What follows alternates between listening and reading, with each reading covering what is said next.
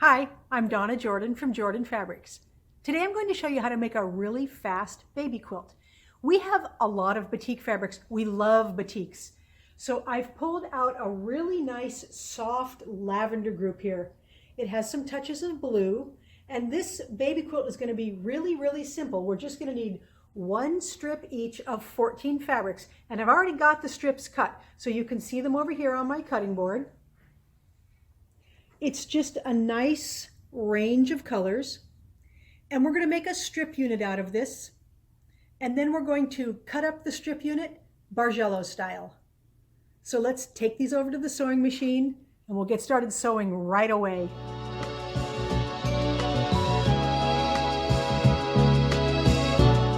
Now, I don't have a lot of color change here. They're all in the same soft lavender range, but I do want to put them in the order that I'm going to sew them in. So I'm going to mess around with this just a little bit so that I can put prints next to other prints where they look good. Those are kind of very similar, so I'm going to put a dotted one in there. And then I like this stripy one. So I'm just going to arrange them and move them around till I like the overall look of it. So I'm going to alternate the colors a little bit and alternate the patterns a little bit. So this is the order I'm going to sew my strips in, and it's going to make a big circle. So this one is going to end up being next to that one. And I think this will look real nice. So I'm just going to stack them in order, and then I'm going to sew them all together along their long edges using a 1/4 inch seam. And I'm going to use a small stitch length because I'm going to be subcutting these after they're sewn, and I don't want the little seams to come apart. So we're going to sew these using a 1/4 inch seam. A lot of stitches per inch, and just go carefully along the edge. And try not to stretch the top or the bottom, just place them right together along the edge. Sew all the way down. Now I'm going to finger press my seam to the right. I'm going to finger press all the seams the same way.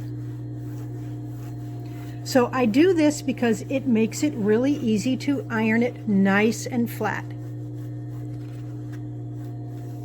Now we're just going to pick up the next piece and sew it down here, then the next one and the next one and the next one, and we're going to do that with all 14.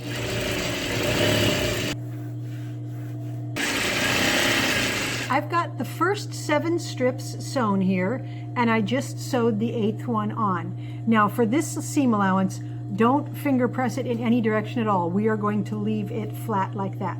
So you can continue to sew. Just go ahead and sew the next strip on, but don't press that seam at all. This is the last strip.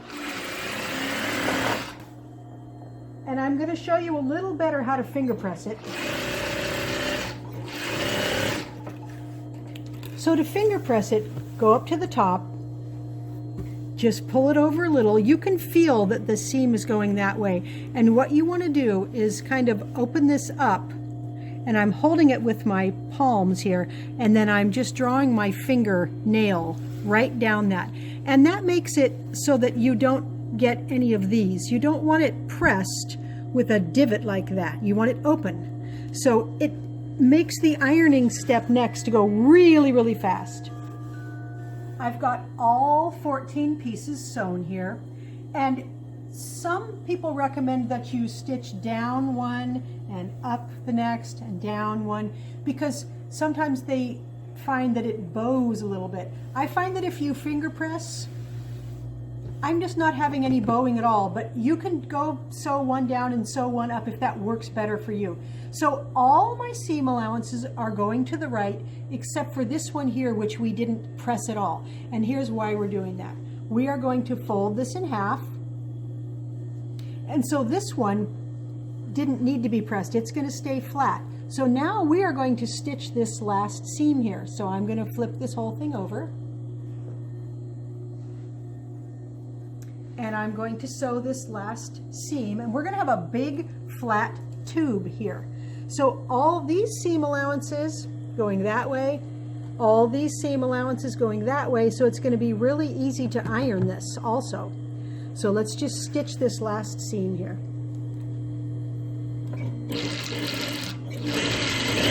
Here's the whole strip unit here. It hasn't even been ironed yet, but you can see it's laying really flat.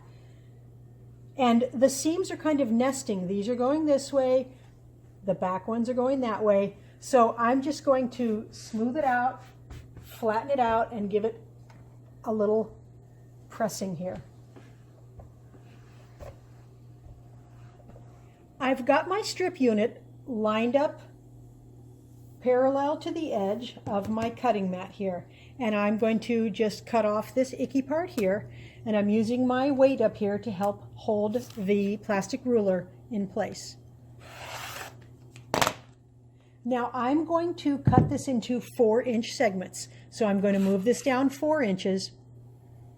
And I really like to have this on top of the part that's not cut. Rather than using this to measure, I've got the 4 inches there. And I just think this holds all the part that's not been cut yet in place better. So that's just my preferred way of cutting. So I am going to cut all of these, the whole row, into 4-inch segments. That's the last strip there. So I got 10 strips. I used up 40 inches of my strips there. You can always get 40 inches, I've found. So I like patterns that don't make you use 41 or 41 and a half. So we've got all of these. They're all exactly the same. And I'm going to turn them right side out so we can see them a little better. So I'm just going to flip every one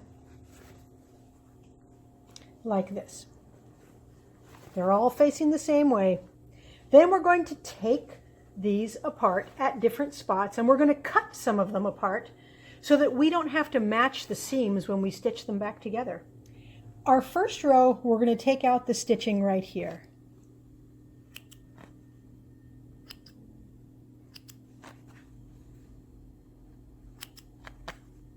And that's going to be our first row. Now our next row, we're going to count down and we're going to cut this piece right in the middle. And we don't have to be exactly perfect because we are going to straighten it up afterwards. So I'm just going to use my big scissors. So it's still going to face the same way. But this is going to go here. So this seam is going to end up right in the middle. These seams are going to be right in the middle. Now the third row, we're going to go down 5. And we're going to take this one apart right here. So we're going to take this one apart. And this is going to give us a very random look with where the pieces go. So this one's going to go right here. And these seams are going to go right in the middle. So when we stitch these back together, we're not going to have to match up any seams. Now we're going to go down 2.5 more below this one. 1. And we're going to cut it right in the middle.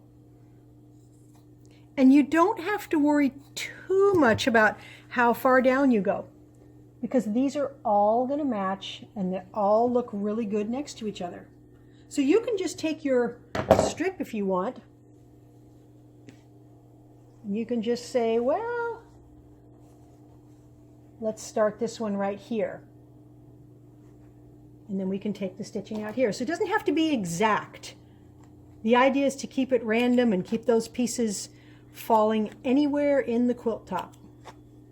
And that's the joy of having the fabrics all in a similar color range. There's not a lot of color change here. So really, no matter where I take it apart, it's going to look good.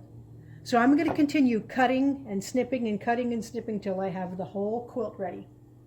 Thanks for watching our tutorial today. Now be sure to check back for part 2 so I can show you how to finish up the quilt.